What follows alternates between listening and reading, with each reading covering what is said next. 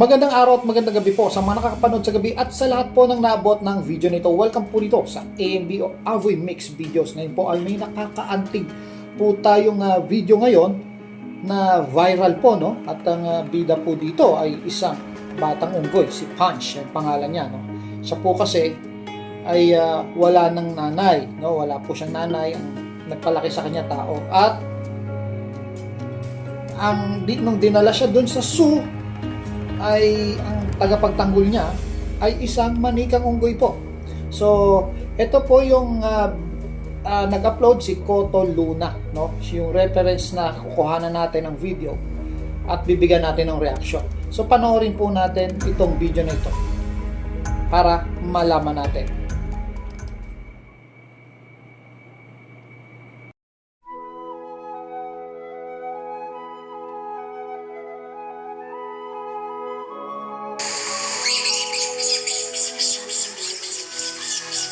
So, yung po siya, no, yung binubugbog ng malaking unggoy, yun po si Punch, no. So, binubuli po siya at wala akong gustong makipaglaro sa kanya dyan.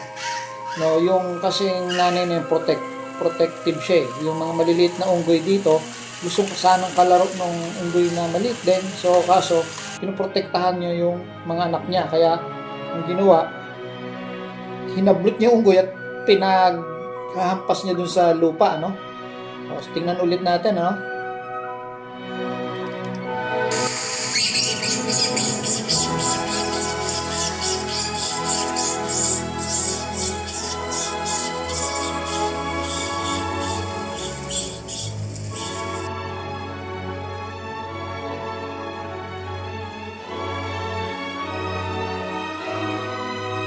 Kung napansin nyo kanina, tumakbo siya doon sa kasi yun parang pinakatanggulan niya eh. At dito naman makikita nyo na yun, lagi niyang bit-bit yun kasi parang pagkasama niya yon, feeling niya protected po siya yung manika niya. So tuloy natin video.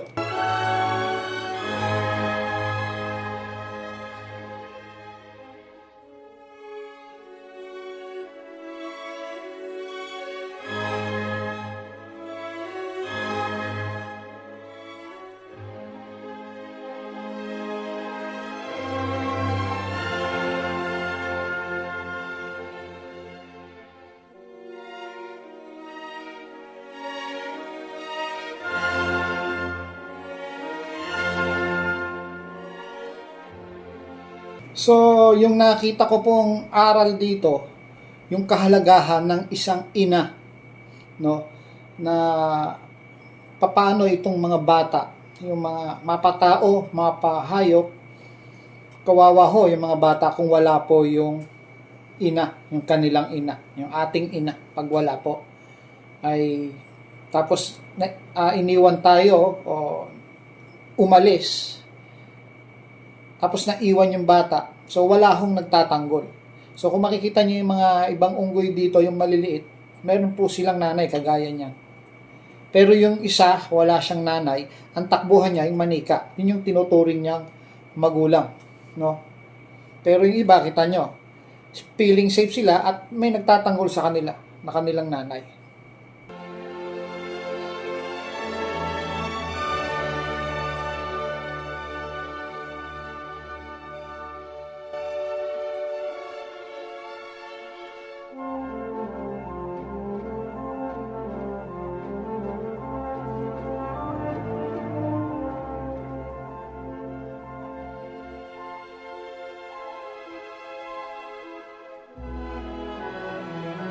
So, ito po yung zookeeper. Sa Japan po kasi yan, no? So, mukhang dito siya lumaki, no? Yung mula mag-6 na buwan siya. Yan ang mga nag-alaga sa kanya. Kaya malapit siya sa mga tao po. No? Hindi doon sa kapwa niya unggoy. Ngayon, pagka lumapit man siya doon sa kapwa niya unggoy, inaaway naman po siya. No? Binubuli po siya. At lalo na, pag makakita siya ng kaparehas niyang bata, ay nagiging threat ang tingin ng mga magulang ng batang yon sa kanya. Kaya yon, ginugulpi siya. Siyempre defensive lang po yung mga magulang na yon sa kanilang mga anak.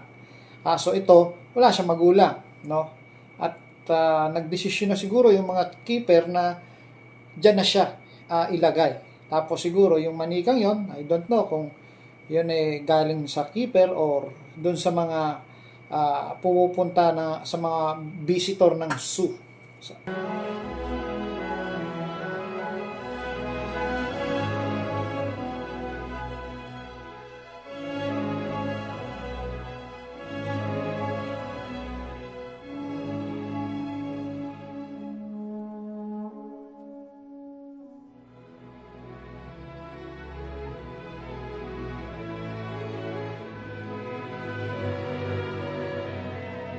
makikita nyo dyan sa video kung gaano siya kakomportable pag nandyan yung manika na yan, no?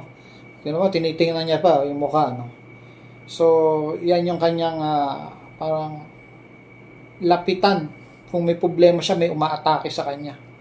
So, nakakalungkot lang at wala yung nanay niya. Wala na siyang nanay, no? Kaya sa ating mga tao, kayong mga bata, huwag nyong lalapastanganin yung inyong mga magulang, yung sasagot-sagot kayo. Lalong-lalo na sa inyong mga nanay. Kasi, kung wala sila, ay talagang kawawa po kayo. So, pasalamat kayo at meron kayong nanay. Ito po ay isang sample. Kaya ito kumalat at nag-viral sa buong mundo. Dahil, ang nakikita ko dito, yung kahalagahan ng ina doon sa anak.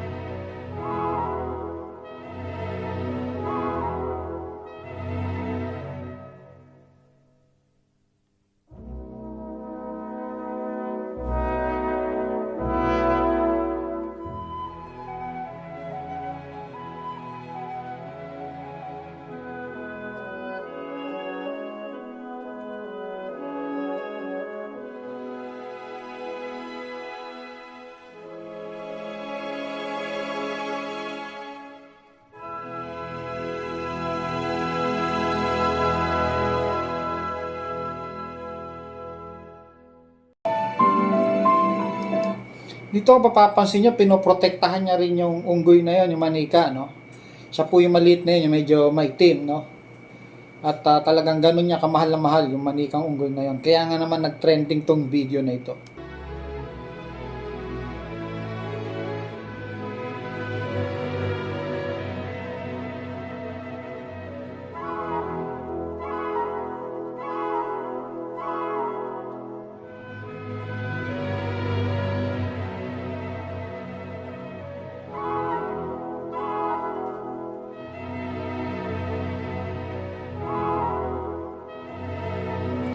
So hanggang dito na lang po, no? At sa ibang video makikita nyo na napakaraming atake po yung ginawa dito sa maliit na unggoy na ito.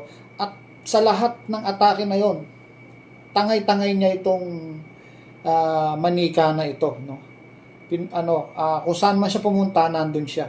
Kung humiwalay man siya at inatake siya, pupuntahan niya ulit yung manika na yan. Kagaya mo itong paulit-ulit na nakikita natin, ano? Na inatake siya ng isang malaking unggoy, tapos tumakbo siya doon sa manika. At yun yung nagiging pananggalang niya, yung manika na yan, na feeling niya, titigil yung pag-atake sa kanya, pag katabi niya yung unggoy na yun. At nakikita ko nga doon sa ibang video, pag kasama niya na yon at hindi na umaatake yung ibang unggoy, no?